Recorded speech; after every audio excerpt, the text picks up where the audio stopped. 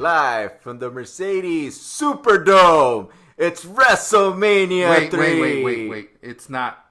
It's Pontiac. Oh, Silverdome. the Pontiac Silverdome. Sorry. Yeah, but we're covering WrestleMania 3. This is But I Didn't Say That podcast. This is Oski with Kevin and Manu. Hello. Excuse me. Wait. I'm sorry. This is not Oski. This is Terry Bollea. So we are at that episode, like I said, the previous episode, that this is the WrestleMania that changed the wrestling landscape forever. This is what basically brought in the wrestling boom. From the wrestling was mostly like a regional area, and after this WrestleMania, it became global. And it just blew up everywhere. So this was WrestleMania 3 from the Pontiac Silverdome. It took place on March 29th, 1987. And of course, everyone's going to remember the big match, the main event, which was Andre the Giant versus Hulk Hogan. So, again... You're going to say the dwarf match. No. So, for those that were old, like me and Oski, we remember this. I remember this was actually... The Hulk Hogan match was the reason why I started watching wrestling. That clip where he body slams Andre. Kevin was in his dad's teenage nutsack somewhere. you still weren't conceived, little man. But again, I was like asking Kevin, you had never seen again the full WrestleMania 3, right? Nope, I just saw clips of certain matches. And then Oski. Yeah, I remember this. I remember this because we would watch Superstars on Saturdays, and we would watch Saturday Night Main Events. And a lot of the promos that were shot, like the challenge to Hogan, were on those shows. Yeah. And that's what got us pumped. And then we're talking about where this was like a pay-per-view where we, we had to beg our uncles to order.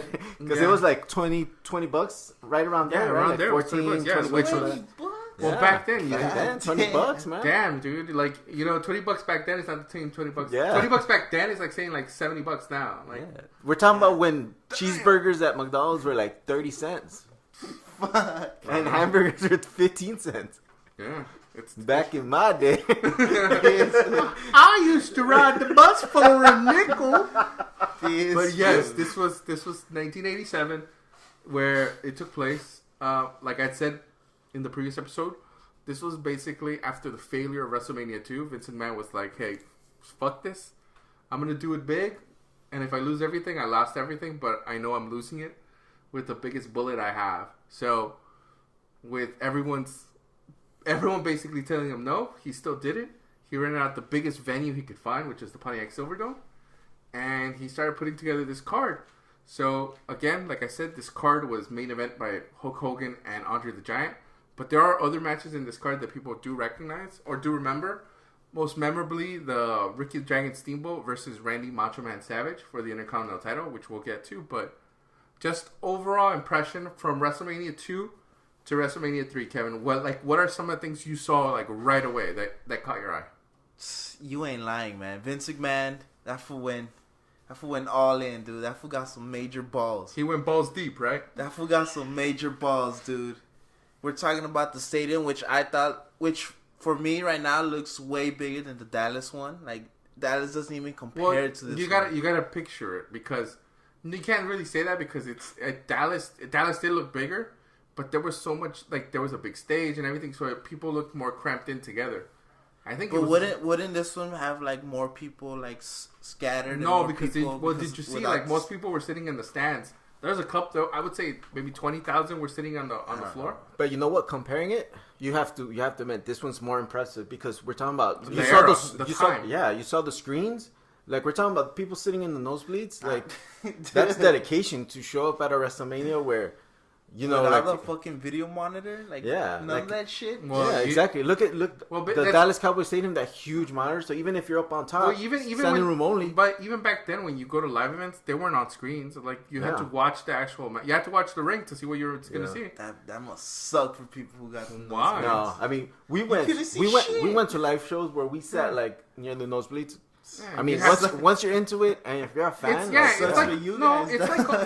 like going to any sporting event. Every stadium is built where I never sit in the nosebleeds, dog. You're spoiled, man. All right, rich boy. Yeah, all right, spoiled. $1 million man. Am I gonna start calling you Teddy DiBiase? But again, what are some other stuff? All right, so visually, so you can say the ring, which was more sturdier, bigger. It was elevated. The carts that brought in each wrestler, so they wouldn't have to walk. Well, you got to remember, this was the first WrestleMania that took place in this huge stadium, so they had to find ways of bidding. That's the whole thing with the little wrestling rings that everyone loved. I love those rings. Yeah, but like it was just an easier way of getting them there. Because if not, like you can't get Andre the Giant to walk from where the rope started to where the backstage was. Cause Hulk Hogan did it though. Well, Hulk Hogan is a different type of beast, you know. Yeah, he's a gilded beast. I mean, he looked like he blew up during his promo with Mean Gene. That's right. Let's see. The celebrities were way better than the first two WrestleManias. Well, there was only 2 celebrities, right? Yeah, but like the way they interacted with the commentators, their use was a lot better. The way they interacted with the commentators and the wrestlers, Alice Cooper, way better, dude. That's right. No, yeah, and he actually played like along, like he helped him out a little bit. So well, that's what I'm saying. Like this was, you can tell 1 and 2 was a trial, trial by error, and then part 3, boom. This is the Return of the Jedi. Because I mean, here's the thing: wrestling has always had gimmicks, but like I think they cut it way down with all the gimmick, like the boxing match. And all the celebrity involvement, I think that's what took away a little bit from the wrestling. I think what partly was the 1 and 2 was you wanted to get people to watch it like whatever it was. Part 3 was more like, okay, we have the shows going on, but this is the niche. We want the people who watch wrestling to watch this WrestleMania. But wouldn't they still have watched it? You still know with the names of Hulk Hogan, right? No, but I know. But what I'm saying, it's not. They weren't like what he was saying is there's not a gimmick. Like the main event is not a gimmick match. It's an actual wrestling match. No, that's what I'm saying. They still would have drawn like people. But see, that's exactly why. Matches. Yeah, but that's why they bring like Roddy Piper. That's why they have Hogan. That's why they brought but the Giant. Yeah, the thing is using your talent and having them be the gimmick. Because there was gimmick matches, and we'll get to them right now. But there were gimmick matches. Way better, dude. But overall impression, that's what you can tell. Like this is the reason why. After this WrestleMania, people were like, "Oh, I'm gonna watch this again," because they were expecting this to go on. Dude, WrestleMania 4 and 5 takes place in an event, like in a venue that's probably like 10,000. So the next big, serious? Yeah, the next they go from 93 to 10,000. The next big WrestleMania is WrestleMania 6. Wow. So just you gotta take it out. Is that the one in Toronto? WrestleMania 6 is the one in Toronto at the Sky Dome. That was the shit. So that's what tells you how the trajectory goes. Mm-hmm. So they've already built it up to the climax of WrestleMania 3. So you're saying it's just gonna go down from WrestleMania 3? No, but what it means is like they've already have that crowd, so they don't really need to go as big anymore until they build up somebody else, which is WrestleMania 6. But we're getting ahead of ourselves. So WrestleMania 3, right? But still, there was I would say 9 to 10 matches. Yeah. Right? Yeah, it was pretty long. And like for the most part, most of the matches were pretty good. Mm-hmm. Yeah. So gimmick matches, no women's match. No. So but that shit. Well, I don't think at that time there wasn't there weren't even women's matches in the first 2 Manias. Yeah, but during 1 and 2 they had promoted a lot of women's wrestling. I think from WrestleMania 3 to like WrestleMania 11 or 12, that's the next time you see a women's match at WrestleMania. Because the women's division... No, I think Alundra Blaze? Yeah, I think Alundra Blaze is the one that does it in WrestleMania 12.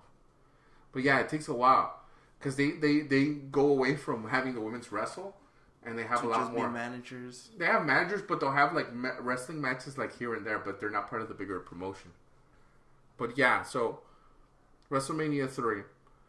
We know the 2 big main matches. Were there any of the other matches that don't really get mentioned that you thought were funny, that you thought were pretty good? The match with King Kong Bundy and the farmer. Okay, so let me set that. So let me set that one up. So let me set that up right there. I forgot his name. So the match he's talking about is basically the feud is King Kong Bundy versus Hillbilly Jim. Hillbilly Jim. So they set this mixed, they call it mixed tag team, but it's basically the wrestlers and then they get two little people. Dude, this match got to get some shine, dog. It was a good match. The weird thing about this match is because you got to think of it as in the time period. So as they're watching this match, they're just like, oh, this little midget right here. Oh, toss this midget here, toss that midget. You know? It's different eras, different times. You know, they're little people, so we'll call them little people for our sake because we are in a politically correct era. We don't. But it was basically King Kong Bundy and his two tag team partners were Lord Littlebrook and Little Tokyo. Was it really? Yeah, that's what the names. I thought it was. What did you say, Beaverton? No. That's the other one. So Hillbilly Jim's partner, his partner was Beaver. the Haiti kid who had come out before as Little Mike Tyson in WrestleMania 2. He's the guy that's actually rubbing down Mike Tyson in WrestleMania 2. Wow. Yeah. Mr. T. Mr. T. Mr. T. Who did I say? Mike Tyson. Yeah, sorry. This food. Mr. T and his tag team partner, Little Beaver, which was a Native American character. That's my boy right there, Little Beaver. So basically, this match is the little people had to fight the little people, and anytime King Kong Bundy or Hillbilly mixed text. Yeah, anytime King Kong Bundy tagged in, Hillbilly Jim had to come in. So it's basically the match is just to show a little bit more of the little people. King Kong Bundy comes in, they start fighting with Hillbilly Jim, and then Little Beaver keeps coming in like Muhammad Ali in WrestleMania 1. Like he just keeps interfering in this match. So the ending is basically Little Beaver hits King Kong Bundy in the corner. That fool could have taken another and King Kong Bundy basically just turns around, picks him up, and body slams him. And then he lands an elbow on him. So they call. But why did he get disqualified? Because he attacked. It's a mixed tag. You can't wrestle. So that's some bullshit. So the ref disqualifies him. And then King Kong Bundy's making the big, I'm going to make the big splash. And then all the little people come together and they start blocking him.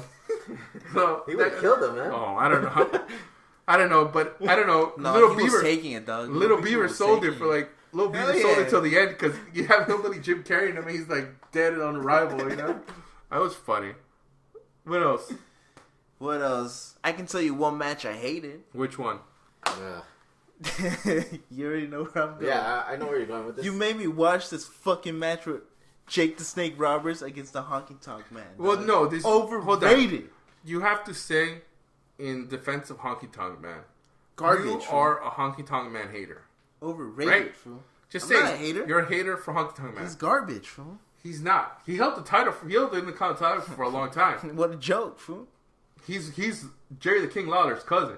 This fool. JBL held the WWE title for a long time, fool. He's not garbage. Doesn't mean he's good. That's just you. We know, us two know that you're a hater of I'm not a Honky hater, Tonk Man. Oski, he's a hater of Honky Tonk Man, right? Definitely. So we know. So we know he you're says a he's overrated, but he never says why. Yeah, exactly.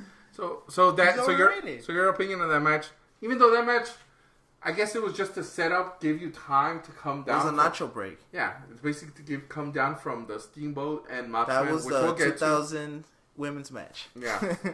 So those two matches were the ones you want people to watch, right? Wow. No, hell no. Don't watch the Honky Tonk Man one. Wow, okay. What about Oski? Any matches that come up without any of the ones he had said?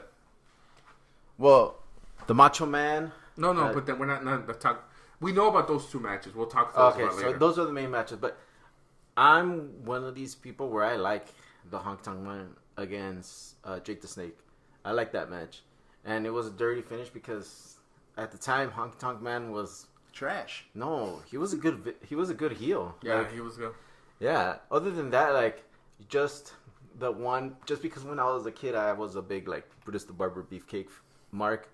I got to say that match where he comes out and helps Roddy Piper, this was the beginning of that gimmick. So that's the only reason where you see that transition of Beefcake.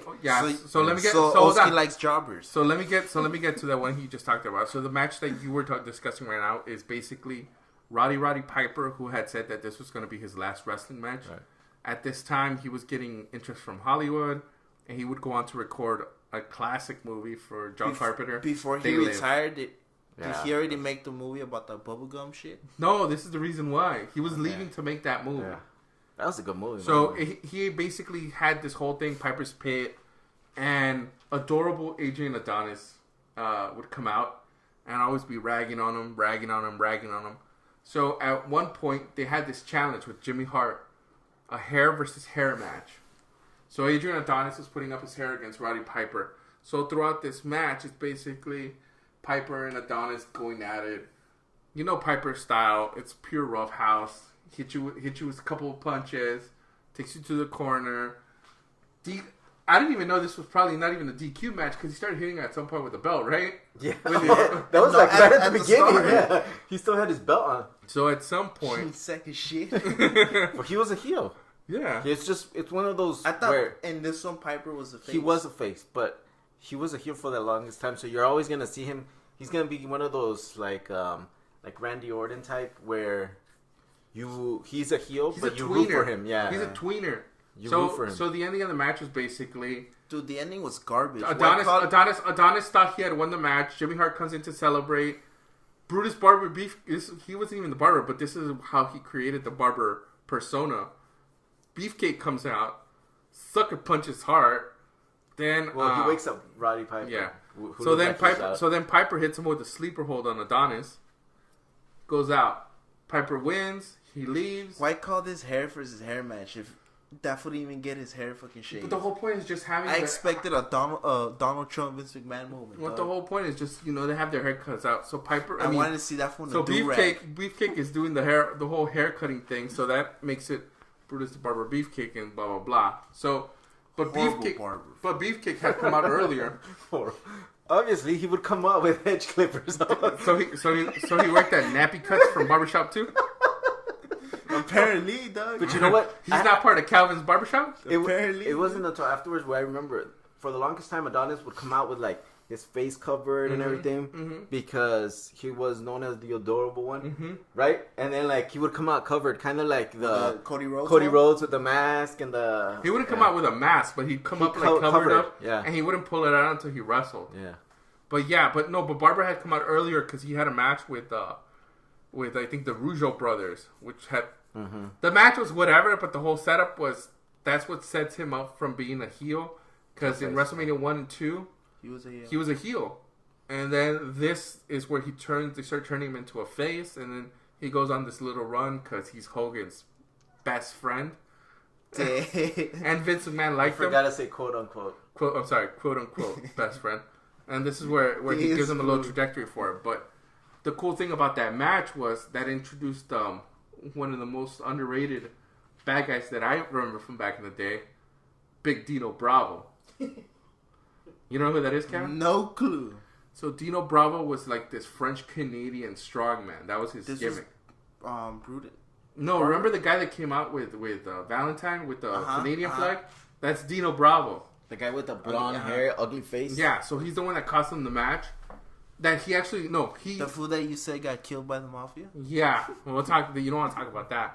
But it's basically... He comes into the match. He sucker punches one of the Rougeaus. Yeah. And then that's what makes Valentine win. Beefcake is like, what the hell? Like, why are you getting in? And then they just leave him in the ring while they get on the little ring. But yeah. That was a little flashback to WrestleMania 1 and 2 where the celebrities and the managers would celebrate with the belts. Yeah. And the actual champions were still on the floor. We had talked about that in WrestleMania 2 where, like, you keep seeing it. Like, so why are the refs... Ozzy Osbourne ain't tag team champions?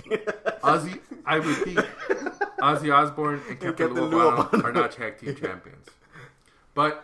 Let's get to the meat and potatoes of WrestleMania 3, which was 2 matches. That basically is the reason why people...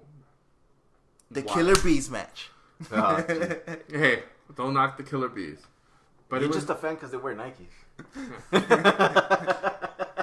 I love wearing Nike, and I will always wear Nike. That's why you have Adidas shorts, right?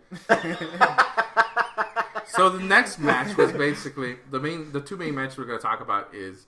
The first one, which is basically the WWF Intercontinental title, which was held at this point by Macho Man Randy Savage, and Ricky the Giant Steamboat challenged him to the match. So you saw the video, right, where it shows you how the story. So just a little quick recap of the reason why they were fighting. Because Macho Man was fucking him up. Oh my god. Yes. That's the way it's No. So the whole Macho point, Man right here is a heel. Yeah, And so- Macho Man's a heel at this point. So what happened was they were fighting and he did the elbow and he crushed his larynx. That's why. And then he did the stupid bell to the throat. Mm-hmm. Yeah. And then he kept doing it. And that fool, Steamboat got fucking angry, right? Well, Steamboat, they had challenged him at this point. So the match was going to WrestleMania, and Steamboat at this point also had George the Animal Steel, Yeah, in who his was corner. who was his friend, and he was on his corner, and that's important because George the Animal Steel was Remember from In love with WrestleMania 2? WrestleMania 2. He was Yeah. the one that He fought was- Macho Man, he's and he was obsessed still with Elizabeth. obsessed with Remember it was one Elizabeth. of your favorite matches? Hell no. So the match starts, and right away, like, go ahead, Kevin, because you are a newbie to this. So I've only seen clips of this match, but I've always heard people saying that they always thought this was one of the best matches ever in WrestleMania history. And now I can see why, because, I mean, fuck, Macho Man and fucking Steamboat were going back and forth, back and forth. I mean, like, from only seeing clips of this, like, I thought it was so good. But actually watching the full match, I'm like, fuck, like, dude, like, how do you top that? Yeah. And then, like, fucking Macho Man, I don't know, like, just watching his promos, I'm like, dude, I wish I was older or younger enough to see him, like, in his prime. Because, dude. Well, that's how you know, because from WrestleMania 4, well, this is the build-up to him actually winning the title later.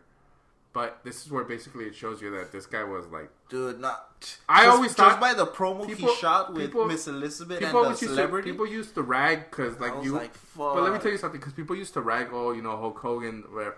I always thought, even when I was younger, that Macho Man was the way better wrestler to Hulk Hogan. Yeah. Wasn't even No close. shit, dog. But it was just because Hogan's size. If Hogan didn't exist, it wouldn't be Hulkamania. It'd be like Macho Mania. Put it that way. Like, Macho Man was the guy that was going to be Hulk Hogan, but he beat him to the spot first. Did that fool ever break character? Who? Macho Man? That he does. What character? That's him. That's Yeah, who that's he him. is. Are you serious? Yeah, That's him, Wait yeah. until later when he becomes a commentator, and he wanted to still wrestle. He doesn't let up with that voice. He doesn't let up with the character. Yeah, And he that's thought, him. well, maybe you're not old enough to remember these, but like the Slim Jim commercials. Snap Remember- into a Slim Oh, Jim. okay, Oh yeah. Yeah, Like, that's him. yeah, he never lets up. Yeah. That's so yeah. So that match went 15 minutes. About 15 minutes. A lot of back and forth. Some high spots. But it's more of a technical match. Like, you see a lot of, like, arm drags, drop kicks, Dude. stuff like that. And the pacing more than anything. The pacing, Like yeah. the bumps, and then you give him enough time to kind of come back. So the last 5 minutes is basically they're trying to pin each other.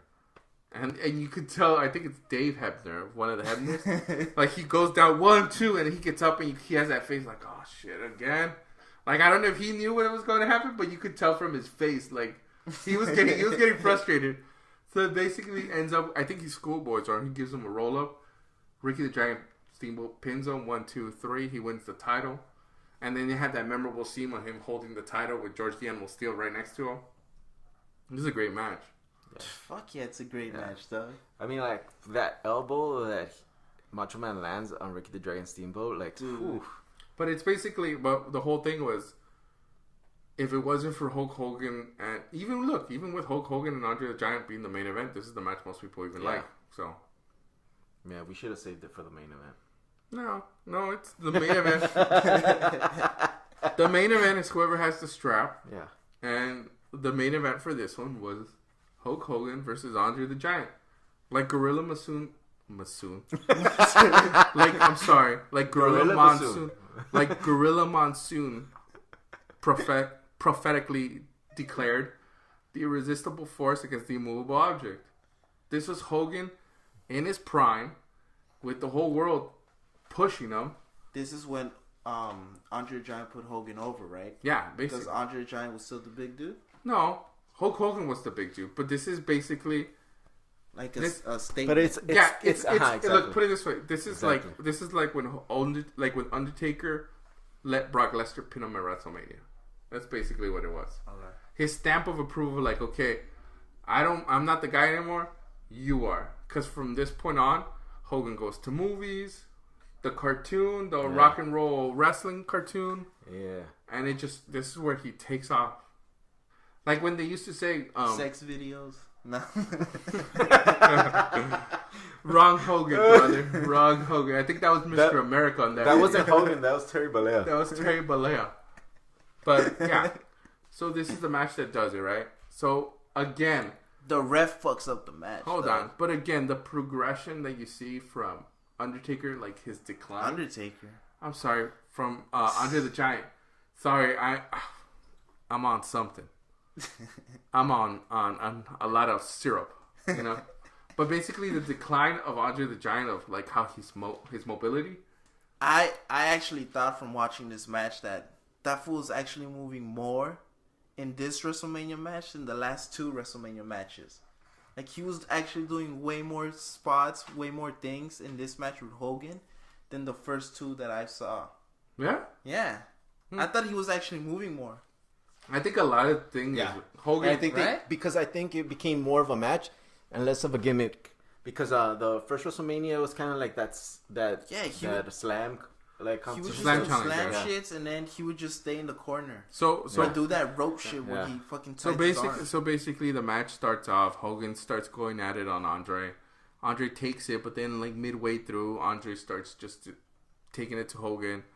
Hogan does his Hulk up, and it leads to this. Like if there was a logo for the WWE, like Jerry West, this would be the logo, the body slam. Well, because it started off with Hogan going right for the body slam and he couldn't do it. Yeah. So then he's playing his injured back, and then After when he he rolls hulks up- out, when he rolls out and he tries to slam. You mean after the ref counted 3? Yeah. So When he there's tries- so my at God. the beginning of the match. There's a little segment where That shit was fucking Hogan garbage. goes for the body slam, and Giant basically puts all his weight on him, and he lands on him, so he flattens him out. So the ref is counted 1, 2.